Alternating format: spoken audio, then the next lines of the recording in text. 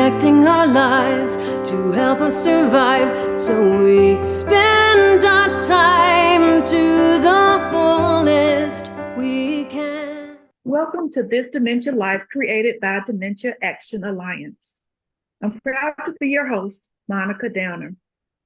During our This Dementia Life podcast, we have conversations with people living with dementia and amazing people that care about us.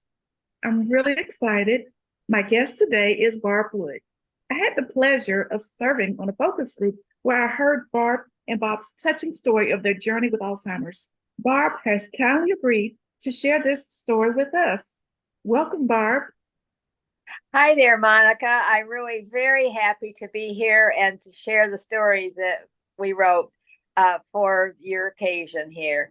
Bob and I had a 42-year-old marriage that was just full of love, a deep respect for each other and our family. Togetherness was the key. Our mutual passion for life enabled us to have so many wonderful adventures. Having left high school to serve in the Air Force, Bob earned his BS degree in Native American cultures at 60 and his master's degree in education at 63. Retiring 3 years before me, he volunteered in my classroom for those 3 years. He wrote beautiful poetry for my students, poetry that, with the help of a dear friend, we published in a book last September. The book is titled Voices from the Forest, Poetry and Artistic Interpretations. He loved having me read those poems to him while we sat out under the Japanese maple tree in our front yard. Music was a big part of our lives together. One of our bands we were in received the Band of the Year award from the Northeast Country Music Association. Bob was also vocalist and instrumentalist of the year, and I was the sound tech. When Bob was diagnosed with Alzheimer's in 2012, the teacher and me immediately started researching what could we do to slow the progression of this terrible disease. I promised him I would be his caretaker for the entire Alzheimer's journey. I knew in order to help him, I needed to have an inner sense of peace and acceptance of the situation. The Dalai Lama describes this thought process as reframing. Rather than being devastated, I viewed it as a challenge I was prepared to accept with all my heart. I was a teacher of both children in elementary school and in college, undergrad and graduate students for over 40 years. I would assess my students' needs, abilities, and their acceptance of learning new ideas. Then I would try to provide each student with the appropriate amount of support, called scaffolding. As time went by, I would reduce the scaffolding and allow them to become independent learners. I was very comfortable with that constructivist approach, so I started there by flipping it over for our Alzheimer's situation. I would daily, sometimes even hourly, assess where Bob's thought processes, emotional and physical needs and abilities were, and adjust, gradually increasing the scaffolding as needed. For several years, we continued to be socially involved in our community and physically active, going to Zumba and Tai Chi twice a week and walking 2 miles every day in our neighborhood, always holding hands. Unable to perform in public, Bob continued to play his bass and sing in the comfort of our living room, with our sons accompanying him on guitars and other family members playing bongo drums and piano. Then along came COVID, and with the isolation from our family and friends, all of them worried that they would give us COVID, and my husband's asthma would make it really bad. Bob and I felt the need to continue communicating with others, though. We learned to Zoom with our kids and our grandkids, even together making Christmas cookies over Zoom. My continued research uncovered Dementia Action Alliance on Zoom. It opened a whole new world for us. We met extremely friendly mentors and other folks living with the Alzheimer's journey, just as we were. Poetry, the arts, laugh yoga, movement exploration, and craft projects. They were all wonderful experiences. It took a while for Bob to be comfortable talking on Zoom. At first, he thought the people on the computer screen were sitting in our kitchen, but gradually he looked forward to the daily Zooms just as I did. Every morning, I would get up out of bed saying, "Today's going to be the best day." Bob would smile and we'd be off to a good start. Almost every day, there were new challenges, however. Things would happen that I never would have expected. I would constantly remind myself to find something positive in the situation. I wanted to show him compassion even during the tough times, like when he got out in the snow with only a t-shirt on, or when he would yell at me. And we literally, up to that time, had never had an argument about anything. I kept photos of him with big smiles on his face all over the house. And at those very difficult times, I would look at one of those photos and remind myself that it was not my husband who was yelling. It was his Alzheimer's doing those things. I was very fortunate to benefit from having a close friend, being a good listener and helping me to reframe my thoughts. One of the most difficult aspects of our journey for me was the lack of sleep. For about 2 years, I averaged 2 to 3 hours sleep a night. He would yank my arm, kick my leg several times a night, or need help going to the bathroom. One night he awoke, got up, and started throwing pillows across the room at a ghost he insisted was there. I tried calming him, but when that didn't work, I joined in the fun, threw the pillows with him, and finally convinced him that the ghost was destroyed and we could go back to sleep. As the years went by, Bob gradually became more agitated and fearful.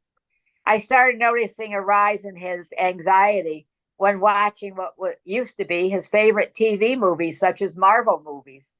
So I found national park programs and zoo animal programs and concerts on TV for us to watch, always sitting there holding our hands together. It gave us a deeper sense of love. I felt my purpose in life was to keep him safe, happy, feeling good about himself, and feeling loved. It reminded me of my teaching my college students about Maslow's hierarchy of needs. I spent a lot of my time comforting him, showing him lots of affection. Keeping him safe in the last 2 years was a huge challenge. I would get him seated at the kitchen table to work on a puzzle or build with blocks so I could wash the dishes. But inevitably, he would try to get up and start to fall because he was unsteady on his feet at that point. Fortunately, I had the teacher's proverbial eyes in the back of my head, and I would rush to his aid and get him seated once more. But he would get upset with me for doing that. So in the scheme of things, I decided showering him with affection was more important than doing the dishes. And I started getting him ready for bed, massaging his arms and legs and feet, and waiting until he was asleep before returning to the dishes. Mornings had become more difficult.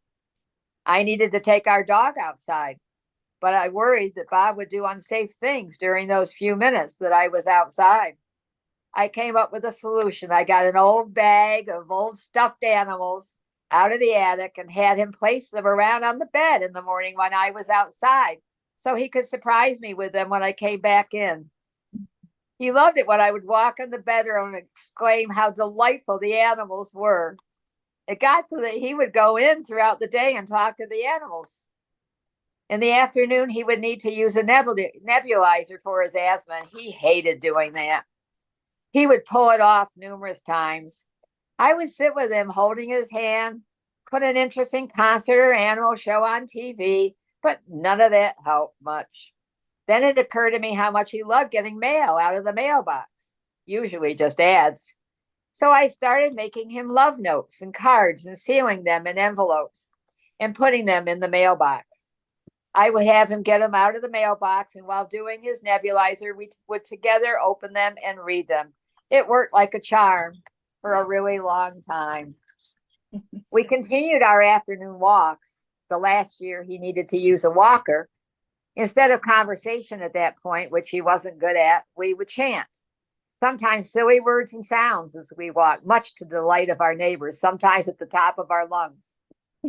I could tell Bob was feeling a loss of control in his life. A man who all his life had accomplished so much now, had incontinence, needed help getting up and down, getting dressed, difficulty expressing his ideas and his thoughts, inability to remember things. Every morning we would look at all the family pictures on the kitchen table and talk about each person. I would remind him how much each of those people loved him and how grateful we were in life. But I realized he needed more of a sense of control. So I took pictures of the various breakfasts that I made for him: buckwheat crepes, oatmeal with berries, pumpkin muffins, waffles. I started holding up 2 pictures and having him point to the one that he wanted. His joy when I placed it in front of him was overwhelming. To quote Bob, "Wifey, that looks delicious." I savored those moments even long after he was unable to say those words, but would still smile. Because music had been such an important part of our lives, I bought an Alexa from Amazon and got Amazon Prime Music. We could request his favorite songs. For a while, he was able to stand in front of Alexa, read the words on the screen, and sing along. When unable to do that, he would still tap his foot to the music. For years, right up until 4 days before he passed away, we danced in the kitchen to ABBA music. I realized this was another opportunity for him to have some control. I started watching his moves and would do whatever moves he was doing. That was very satisfying for him. Fortunately, he didn't lose his ability to speak until the last few days. After we would dance, we would hug and kiss some more. The last time, 4 days before he died, after hugging and kissing, he spoke his last words: "Wifey, I love you so much." I'm so grateful I was able to take care of him at home right up to the end, and that I received his gifts of hugs and kisses and I love yous. I'd like to have Bob have the last word. Here's a poem he wrote, surprisingly, when he was 8 years into Alzheimer's. I know how to hold hands with my pretty wifey. When we walk down the street, when we sit on the couch, holding hands makes me feel safe.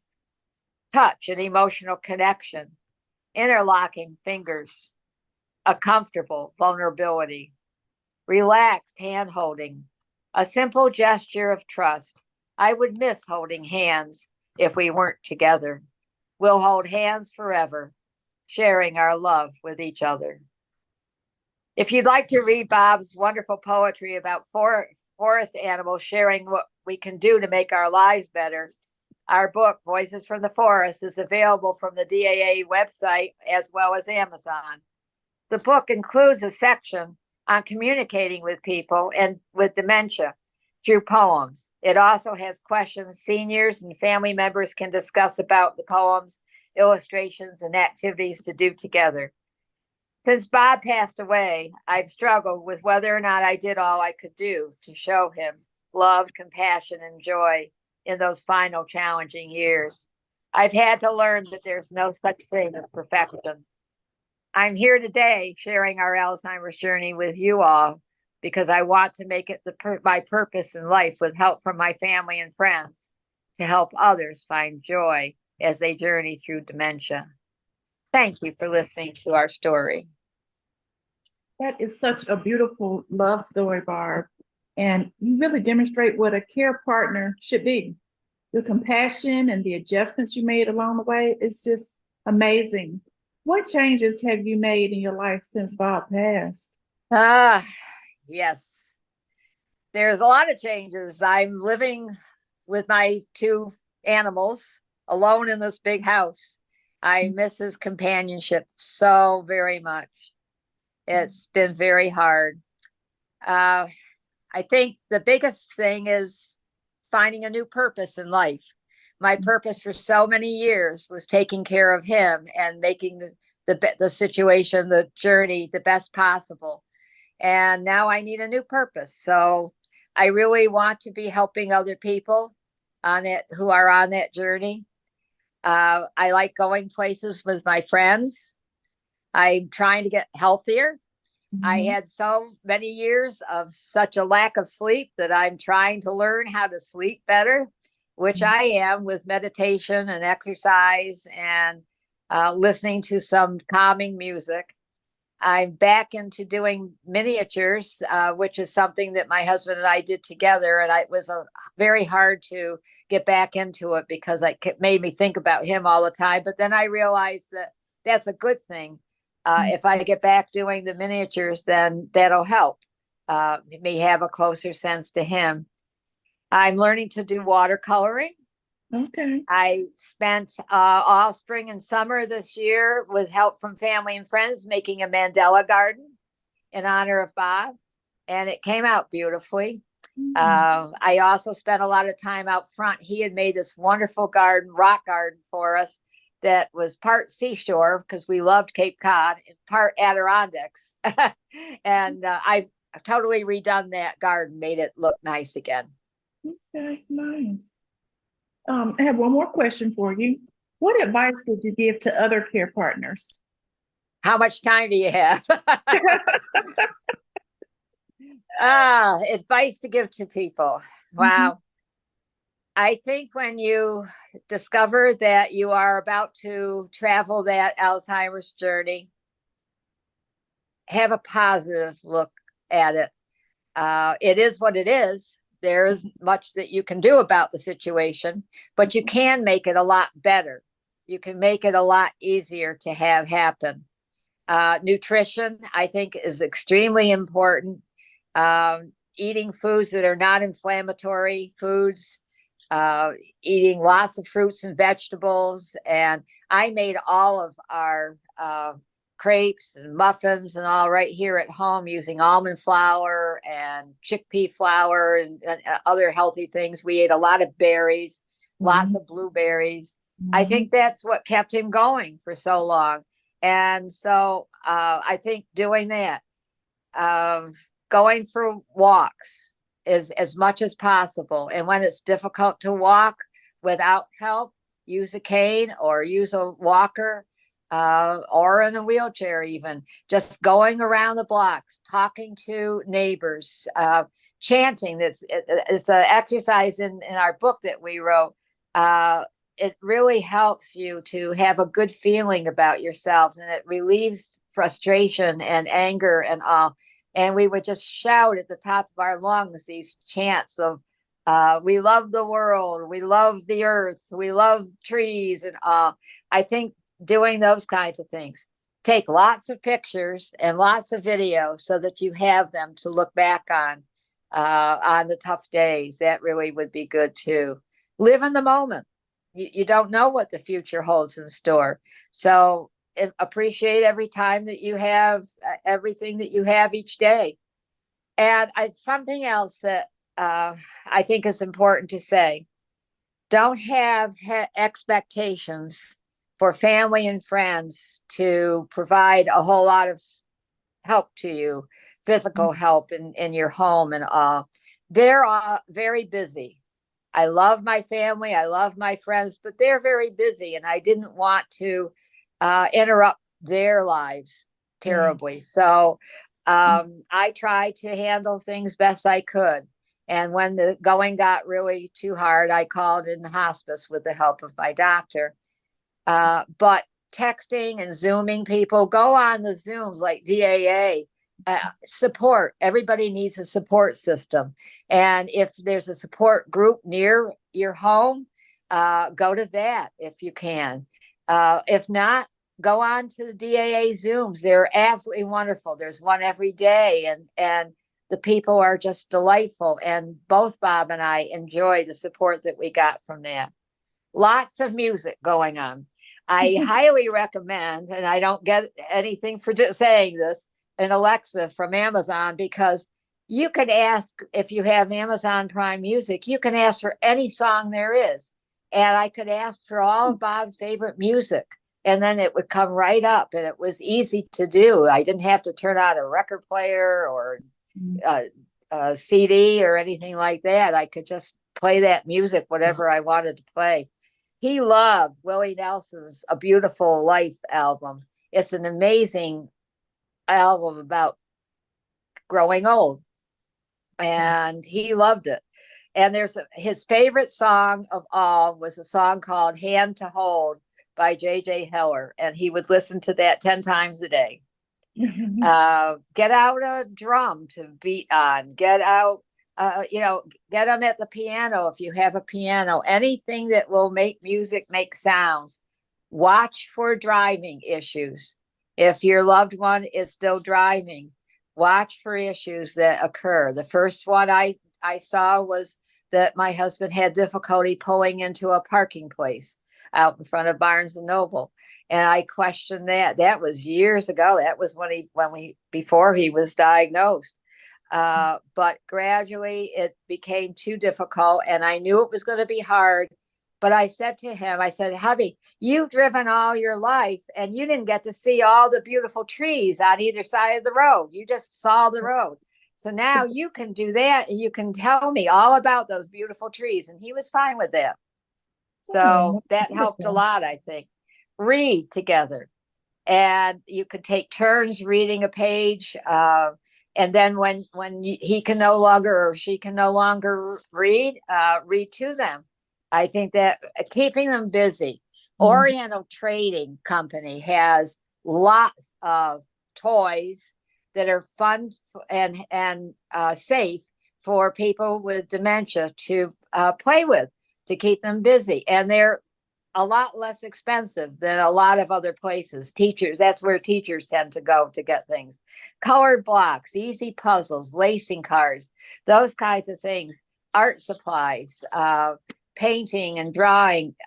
We would do that all the time. We spent hours and hours a day making cards for other people, and he loved doing that.